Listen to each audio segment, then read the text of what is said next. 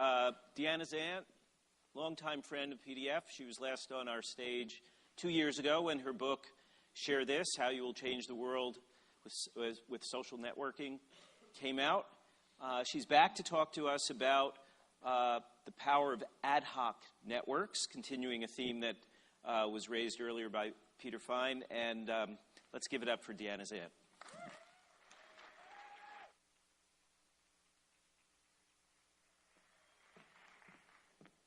What is up? Good morning. Yes. I'm bringing it up a notch. I'm wearing a party dress. Come on. My name is Deanna. I'm Deanna on Twitter if you're following along from home. And we're all here talking about power and the political power of the internet. And what does power mean? And so when I started thinking about what I was going to talk about today, one of the first things I thought was actually of The Princess Bride. And I do not think that word means what you think it means. So let's start with a story. Back in February, who remembers the Susan G. Komen Foundation decides to defund Planned Parenthood's breast cancer initiatives? So yes, people actually raising their hands. Awesome. So bad thing, internet outrage happens, and people get really angry. There's women everywhere were just so angry that breast cancer was politicized in this way, and then realizing that our bodies are continually politicized in this way. So what do? People start tweeting, forwarding the emails, posting it to Facebook, and then people start talking about the money, because the money was a big focus. People start talking, well, I'm going to raise money for Planned Parenthood, or I'm going to stop giving money to Susan G. Komen. And I started thinking, well, what if you don't have any money to give or take away? And thinking about that, these are the women who are going to be most affected by a decision like this, who are going to lose access to low-cost breast cancer screenings if something like this happens. So how did they get to participate? How do they get to share an outrage that they feel? So I created a Tumblr site called Planned Parenthood Saved Me. And I asked people to contribute stories of how Planned Parenthood had changed their lives in some way. And it blew up. I collected over 300 stories in just a couple of days. I launched it on a Wednesday morning, and by Thursday night, Rachel Maddow was reading from it on her show, and my head kind of exploded. And it was, that wasn't even the most interesting part. The most interesting part of its trajectory was looking at the traffic, and that more than half of the traffic came before any major media mention. And that traffic came from Facebook, from Twitter, and Tumblr. People came to the site because they were sharing their stories with one another. So what does that mean? Well, it means don't mess with our boobs. Don't mess with our bodies. Don't mess with us. By Friday morning, Komen had partially retracted part of their story, and everyone declared it a big win for Planned Parenthood and a big win for the political power of the internet, which it was, but not entirely in the way that I think people think that it was, because it's a little bit problematic how we think about power. We have this very linear trajectory that kind of happens. We think first, I have power, and then if we all get together, we will have power together, right? And then if we're successful in exercising our power in the world, then we will be in power. Yes. That's interesting, but that's not the entire story.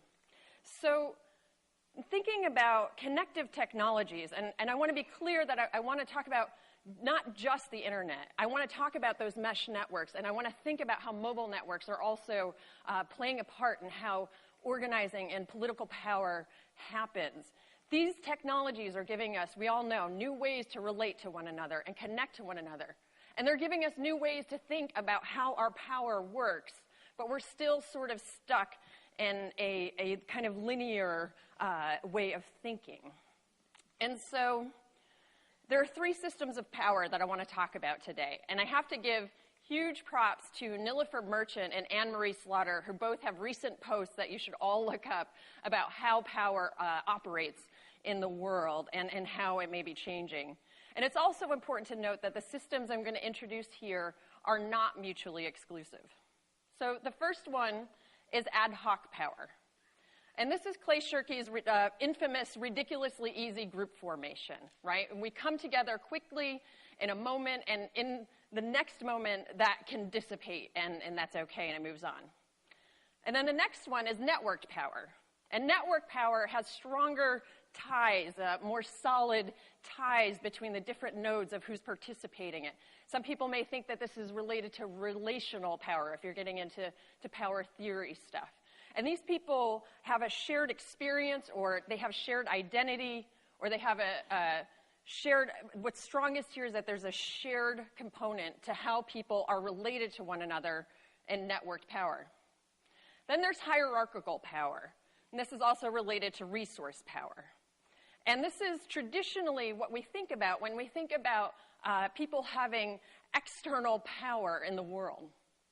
And it's represented by a small number of people at the top having lots of power, resource, influence, and as you go down the pyramid, you're kind of out of luck as it gets less and less. So in the past, in political organizing, we've been very focused on traditional hierarchical power, and we think this is reflected in the language that we use. We talk about top-down organizing versus bottom-up and grassroots organizing. This is how we're thinking about things. And I know that you're in this room because you know better. You know that networked power is really important. We're like, aha, I know about the internet. I'm winning. But, got to go back to Indigo here. I still think that you're not quite totally there yet, so I want to take you there. In the way that we think about this linear progression, we're also doing that in how technologies let us play this out. We start thinking, well, let's get together quickly and easily, and then let's consider people part of our network and form relationships that are really solid with them forever, and then let's use our network power to influence what's happening in the hierarchy. And it doesn't always have to play out that way. So going back to Komen, looking at how that played out, we had the hierarchical power in the Planned Parenthood situation. Was Planned Parenthood putting out the call, activating whatever resources they have within their domain and their control, sending out emails, going down one hierarchy, coming up on another. There was the networked power, which is the people who activated on their own and did their own thing, people like me. And it's important to note that these people have an emotional connection to the work that Planned Parenthood does. And it's interesting to note that Planned Parenthood has also been very successful in navigating that emotional connection and turning it into a relationship, so that when something happens to them, it feels personal to me. Then there was the ad hoc, and this is the piece that I think a lot of people are missing. These are the people who were newly activated by this situation. This was their first time participating in a situation in an activist kind of way. These were the women who contributed stories to my Tumblr, who spread the news of the defunding to their own networks, and you saw that this was new because of the language that was largely used. They were saying things like, well, I don't normally forward emails like this, but breast cancer is really important to me. Or I don't normally share or post things like this, but this is something that I really need you to look at.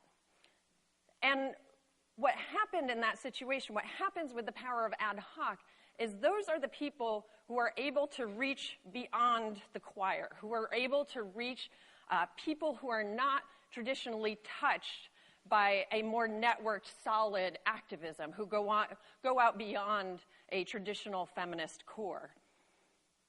So the mistakes that we're making when we're thinking about how power works is that first we think that ad hoc power always has to be transformed into network power. And that's not necessarily true, because first, it can waste a lot of time and resources for groups and organizations that just don't have the capacity to always work on those relationships all the time. And on top of that, it's actually ignoring the power of the ad hoc to reach the unreachable, to go into the places that we in our traditional organizing networks and brains are unable to get to. That is the power of the ad hoc. The other situation that's happening is that we think that the whole purpose of networking ourselves together into networked groups of power is to organize the bottom people on the bottom rungs of the hierarchy so that they can climb up the hierarchy and either influence or kick out the people at the top of the hierarchy altogether. And that's a pretty limited view of what the power of networks can do. What we're looking at now and what we're just starting to see is how networks are wrapping around hierarchies. They're infiltrating them, and they're starting to break them down and dismantle them altogether. And as someone who sees hierarchical power as largely oppressive and destructive in this world, I'm so looking forward to seeing what networked power, sprinkled with very conscious and intentional ad hoc power, and how that all can be constructive and supportive in this world. Thank you. Thank you.